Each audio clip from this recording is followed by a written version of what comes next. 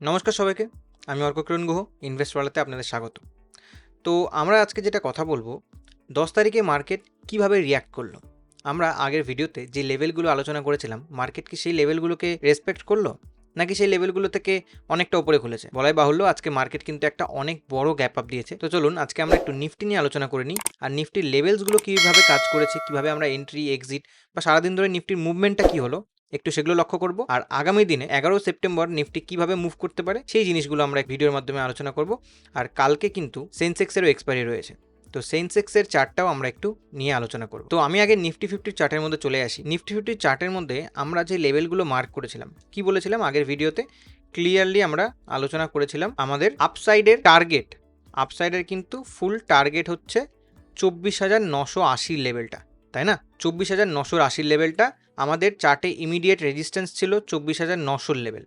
তো মার্কেট কিন্তু এই দুটো লেভেলকে উপেক্ষা করে আজকে এই জায়গাটাতে ওপেনিং দিয়েছে 24,980 কাছাকাছি, ঠিক আছে? আচ্ছা, এইবার আজকে সেইখানে ওপেনিং দিয়ে মানে অনেকটা গ্যাপ আপ ওপেনিং দিয়েছে।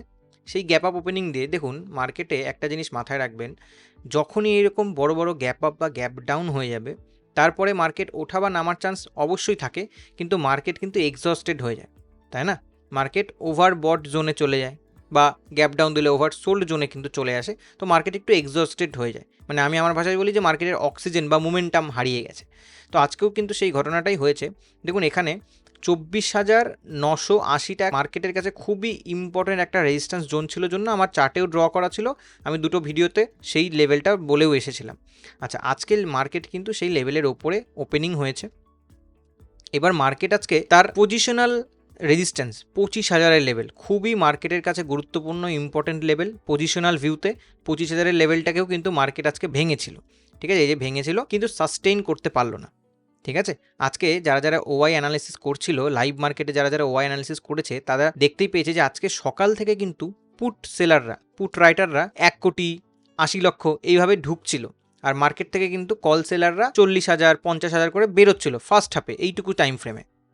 কিন্তু যারা একটু দেরিতে 11:30 12টার সময় মার্কেটটাকে অবজার্ভ করতে শুরু করলো, ওয়াই কিন্তু তখন রিপিটেডলি চেঞ্জ হচ্ছিল, কারণ সেখানে কিন্তু পুট সেলাররা যেমন ঢুকছিল, কল সেলাররাও পাল্লা দিয়ে কিন্তু সেইখানে ঢুকছিল। তো তাই জন্য মার্কেটকে কিন্তু তারা আবার নিচে নিয়ে আসলো, নিয়ে এসে এই যে 24,900, সেই 24,900-র সাপোর্টের থেকে একটু উপরে গিয়ে একটা ডে লো তৈরি করলো, একটা ডে লো তৈরি করলো। তারপরে খানিকটা উপরে গিয়ে 24,900-কে আর ভাঙতে পারলো না, সেই 24,970-এর কাছাকাছি 77-এ গিয়ে সে আজকে ক্লোজিংটা দিল। তো এই ছিল আজকে নিফটির মুভমেন্ট। তো আগামী দিনে নিফটির কোন কোন লেভেলসে সে রিয়াক্ট করতে পারে, তো চলুন একটু দেখে নিই। প্রথমত প্রাইস অ্যাকশন বেসিসে কালকে নিফটি কিন্তু 25,000-এর লেভেল, এই যে 25,000 তার ইম্পর্টেন্ট রেজিস্ট্যান্স, এই 25,000-এর রেজিস্ট্যান্সটাকে সে যদি ভাঙতে পারে, তাহলে মার্কেটে একটা খুবই সুন্দর আপওয়ার্ড বুলিশ মোমেন্টাম দেখা যাবে। এইবার মার্কেট যদি তার আগের দিনের লো, মানে এই যে আজকে যে লোটা তৈরি করলো, এই 24,925-এর কাছে যেই লোটা তৈরি করেছে, সেই লোটা বা 24,900-টাকেই আপনারা ধরতে পারেন প্রচণ্ড ইম্পর্টেন্ট রেজিস্ট্যান্স। যেমন 25,000 লেভেলটা ইম্পর্টেন্ট রেজিস্ট্যান্স, তেমনই প্রচণ্ড ইম্পর্টেন্ট সাপোর্ট হচ্ছে আমার 24,900 লেভেলটা, ঠিক আছে? তাহলে এই লেভেলটা যদি আগামী দিনে ব্রেকডাউন করে, তাহলে কিন্তু ফার্দার আমরা একটা শার্প ফল দেখতে পাবো। সেই ফলের টার্গেট, প্রথম টার্গেট 24,830, একদম ইমিডিয়েট সাপোর্ট পেয়ে যাবে পায়ের নিচে। আর যদি আমরা ওপরের সাইডে ব্রেকআউট পাই 25,000-এর লেভেলটা, তাহলে কিন্তু আমরা একেবারে 25,100 লেভেলের টার্গেটটা অ্যাচিভ করতে পারবো, মানে নিফটি 25,100 লেভেলের টার্গেটটা অ্যাচিভ আই থিঙ্ক করে যাবে। এবার কেন বলছি আই থিঙ্ক, তার কারণ দেখুন আজকে মার্কেটের বুলিশ মোমেন্টাম হওয়ার একটু সংকেত আগে থেকে আমি পেয়েছিলাম। আগের ভিডিওটা চেক করলে আপনারা দেখতে পাবেন, আমি বলেছিলাম আমার ভিউ কিন্তু মার্কেটে বুলিশ, তার কারণ মার্কেটের প্রতিটা সেক্টর কিন্তু বুলিশ ভিউতে ছিল। আমি যেমন আগের দিন ভিডিওটা আলোচনা করেছিলাম, শুধুমাত্র নিফটি আইটি ছিল নেগেটিভ ভিউতে, তাও টার্ন টু পজিটিভ হচ্ছিল। আজকে কিন্তু নিফটি আইটিও বেশ খানিকটা ভালো র্যালি দিয়েছে, অনেকটাই র্যালি দিয়েছে আপসাইডে। তো সেই জন্য কিন্তু মার্কেট একটা ভালো বুলিশ মোমেন্টাম পেলো, কিন্তু ওই গ্যাপ আপের জন্য সে সাইডওয়েজ হয়ে গেছিল কাইন্ড অফ, নিচের দিকে তারপরে এসেছে, কল সেলাররা ঢুকেছে। তো এই হচ্ছে মার্কেটের ওভারভিউ। আমি আবার রিপিট করছি, 25,000 লেভেলকে উপরের দিকে যদি ক্রস করতে পারে, মার্কেটের নেক্সট টার্গেট একেবারে 25,100 লেভেল, আর 24,900 লেভেলকে যদি মার্কেট নিচের সাইডে ব্রেকডাউন করতে পারে, তাহলে কিন্তু একেবারে আমরা 24,830-এর সাপোর্টে নিফটিকে পেয়ে যেতে পারি। এই হচ্ছে আমার ভিউ। আচ্ছা, এবার আগামী দিনে আমরা অপশন চেনের ডেটা নিয়ে একটু কাজ করি, তো অপশন চেন একটু দেখবো অপশন চেন কি বলছে। আচ্ছা, তো এই হচ্ছে আমাদের নিফটির এনএসসি অপশন চেন। নিফটির অপশন চেনে আমরা দেখতে পাচ্ছি এই যে 25,000-এর লেভেলটা, এই যে 25,000-এর লেভেলটা, এই 25,000-এর লেভেলে কিন্তু 1,25,000 মতো কল ওয়াই আছে। এই লেভেলেই সেম লেভেলেই 1,25,900 সামথিং পুটস ওয়াইও আছে, মানে পুট সেলার কল সেলার কিন্তু প্রায় সমান সমান। তার মানে কালকের মার্কেট কিন্তু কাইন্ড অফ সাইড ওয়েজও হয়ে যেতে পারে, ঠিক আছে, কাইন্ড অফ কালকে সাইড ওয়েজও হয়ে যেতে পারে। আমরা একটু টোটাল ওয়াইটা দেখে নেব, টোটাল ওয়াই মার্কেটে কত আছে। এই যে এইখানে আপনারা টোটাল ওয়াইটা দেখতে পেয়ে যাবেন। টোটাল ওয়াই কলের দিকে 15 লাখ সামথিং, আর পুটের দিকে কিন্তু 16 লাখ সামথিং। হ্যাঁ, যদিও পুটের দিকে সংখ্যাটা বেশি, কিন্তু খুব একটা কিন্তু ডিফারেন্সেস নেই যে আহামরি যে খুব 3-4 লক্ষর ডিফারেন্স, সেটা কিন্তু নেই, প্রায় 1 লক্ষর কাছাকাছি ডিফারেন্স। কালকে কিন্তু মার্কেট একটা রেঞ্জ বাউন্ড সিচুয়েশনেও বন্ধ হয়ে যেতে পারে। তো কালকে রেঞ্জটা একটু আবার নিফটির চার্টে গিয়ে দেখে নিই আমরা যে কোন রেঞ্জের মধ্যে আটকে যেতে পারে নিফটি। আচ্ছা, নিফটি কিন্তু কালকে যদি ওপরের সাইডে বা নিচের সাইডে যদি 25,000-এর লেভেলকে বা 24,900-কে ব্রেকডাউন না দেয় বা ব্রেকআউট না দেয়, তাহলে কিন্তু কালকে নিফটি এই 24,900 থেকে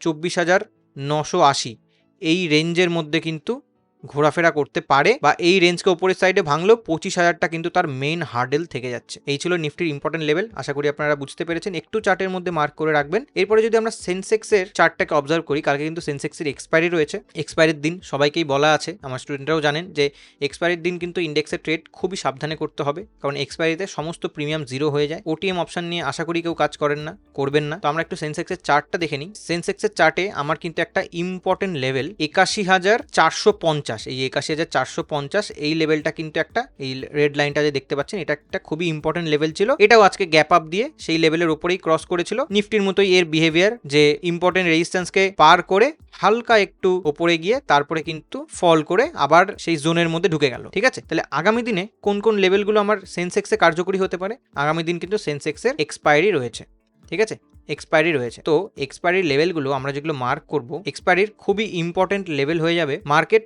ক্লোজিং দিয়েছে 81,430-এ, রাইট। তাহলে আগামী দিনে সেন্সেক্সের 81,500 আপার সাইডে যদি ব্রেক করে, তাহলে একটা ভালো ওপরের সাইডে বুলিশ মোমেন্টাম আমরা সেন্সেক্সের মধ্যে দেখতে পাবো। তার মানে এখানে এই লেভেলের পরে কল বাই করা যেতে পারে। আর লোয়ার সাইডে 81,237, মানে আজকের দিনের যে ডে লোটা তৈরি করেছে, সেই লোটাকে যদি নিচের সাইডে ব্রেক ডাউন করে, তাহলে কিন্তু আমরা একটা বিয়ারিশ মোমেন্টাম দেখতে পাবো।